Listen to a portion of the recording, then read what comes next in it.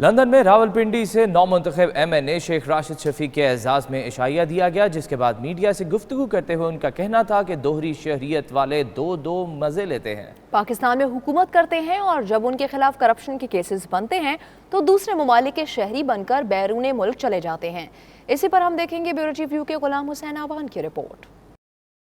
London کے علاقے سلاؤ کے مقامی ہال میں منعقدہ استقبالیہ تقریب میں عوامی مسلم لیگ کے چیئرمین شیخ رشید کے بھتیجے شیخ راشد کو بھرپور انداز میں خوش آمدید کہا گیا۔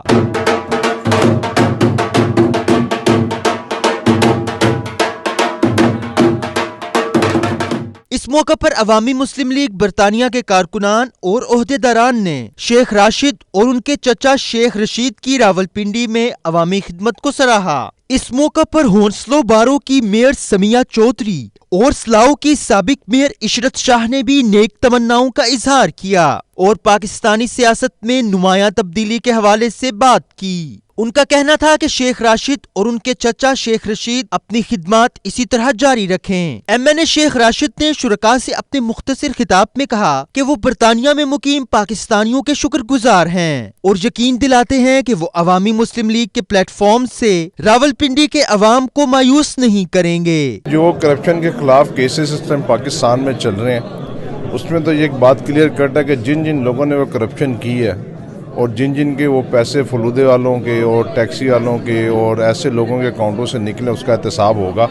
اس پر سپریم کورٹ نے ایک GIT بنائی ہے حکومت کا، اس میں کوئی کردار نہیں ہے، حکومت سمپل اس میں سپریم کورٹ کی مدد کر رہی ہے اور احتساب پاکستان کی تاریخ میں یہ پہلی دفعہ ہونے جا رہا ہے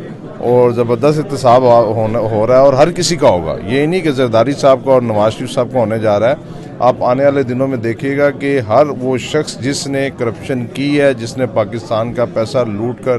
بیرون ملکوں میں بھیجا ہے، وہ سب انشاءاللہ تعالی ڈیالے جیل کے اندر ہوں گے۔ شیخ صاحب کا یہاں آنے کا مقصد یہ تھا کہ وہ پاکستانی اوورسیز کمیونٹی کو یہاں پہ آ کے ملیں، ان کے مسائل سنیں اور اس کو وہ جو ہے نا